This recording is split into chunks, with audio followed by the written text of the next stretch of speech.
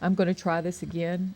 Uh, I'm not a very good reader. I have a learning disability, and it has always hindered me from being a really good reader.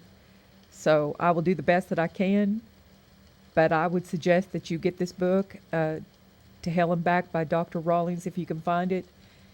And I'll just do the best that I can at reading. It's just, that's it. I just have a learning disability, and it's just like that. So here goes. Chapter 1. The face was bloated and blue when the dead body arrived, eyes bulging, tongue protruding between swollen lips. Way too late for the Heimlich maneuvers or CPR. I found an unchewed piece of steak in the windpipe, probably suffocation from an obstructive airway, but an unwitnessed departure of life at age 34 always requires an autopsy. We called the pathologist and cut the body open. What is this death we see every day? The old cliché applies, I suppose. The body dies when the spirit leaves. But what really happens at death? One moment we're animated and moving about, the next moment nothing, and the animation's gone. But gone where? I've never seen a spirit hanging around a dead body, have you? Yet all the ministers give us this ashes to ashes routine about how the victim's spirit has moved on to see his heavenly glory, but they never seem to mention hell. Have you ever heard of a hell funeral? For years I have pronounced bodies dead, never quite believing the spirit business, until one day when modern methods were developed to retrieve some of these patients from clinical death. Along came these weird reports about some returnees who have excitedly proclaimed a glimpse of glory. None of these cases volunteered a glimpse of hell, unless someone was there to record it. Was I personally afraid of dying? Simply put, yes, I was. I came very close one night, flying back in the bitter cold, unaware of the hidden dangers we carried. Correcting the gyro compass and throttling the motors into harmony, I looked over to Charlie. In a few minutes you won't be able to tell what's up and what's down, I yelled over the noise. No moon or stars for guidance, since the cloud cover settled in after we left Indianapolis. I looked for ground lights. Hold on a minute, and we'll take a look below. The right wing of the sleek, twin-engined Aztec immediately banked vertically to the ground, paralleling the freeway lights, which linked the vast city below. It was unusually beautiful in the dwindling twilight.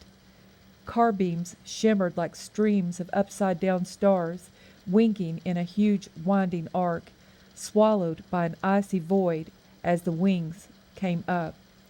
Banging the instrument panel finally got the old gasoline heater started, something we had been trying to do ever since the sun submerged in the distant lake of clouds about an hour ago. Fortunately, no ignition explosion occurred this time, only the background rattle of the old cowl flaps. Like a frozen hail, the bitter cold had eerily found its way into the pink haze of the cockpit, the black void crouching outside like a shroud of a living enemy. You see those lights down there, Charlie? I said after riding the Aztec. Well, that's exactly where you want to land if I had a heart attack. The heart attack you proposed. I grinned, easing off long legs off the rudder pedals. But I think the next airport would be the better choice. And just what would you suggest I do if that happens? Charlie McDaniels demanded, his face set off from the darkness by the halo of red panel lights. Charlie looked to be about 40, his dark suit and tie all rumpled under the harness straps. The profile appeared sharp, the chin soft, the hair black, and the rest of him lost in shadow.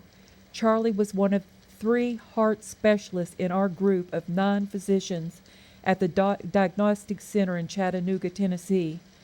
He and I were returning from a meeting in Indianapolis. Throttling back the motors reduced the noise level. It's simple, I said. Flight control would give you a compass heading to the nearest airport, about 30 miles out. pull both throttles back and lift the nose to reduce the airspeed to about 100 miles per hour. After that, adjust the throttle to regulate altitude and descent.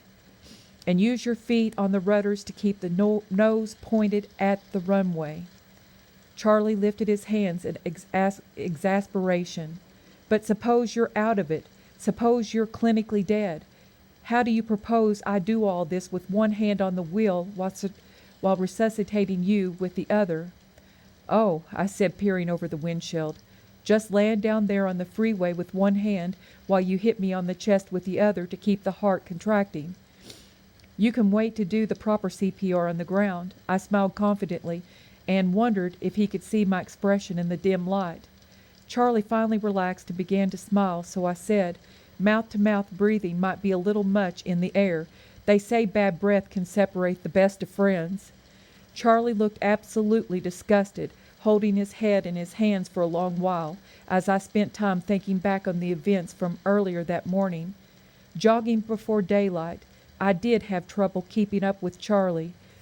For the prior 2 days, I was becoming easily winded and fatigued. That in itself should have been some kind of warning, because these symptoms were common predecessors of heart attack. 2 days earlier, the bottom dropped out. Although I was quite aware that heart attacks and hardened arteries kill more people than all diseases put together, I assumed that it would never happen to me.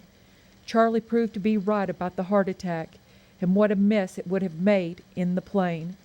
But as you shall see, the resuscitation is something that affords a new life, and often a peek into one's own future, perhaps a glimpse of glory, a glimpse of hell, or no glimpse at all. By reversing the death process, resuscitation becomes a window to the soul, a mirror to one's own destiny, and sometimes offers an opportunity to modify the outcome. And it says to see appendix for CPR information, which is a good thing for everybody to know how to do CPR. And that's into that subchapter in chapter 1.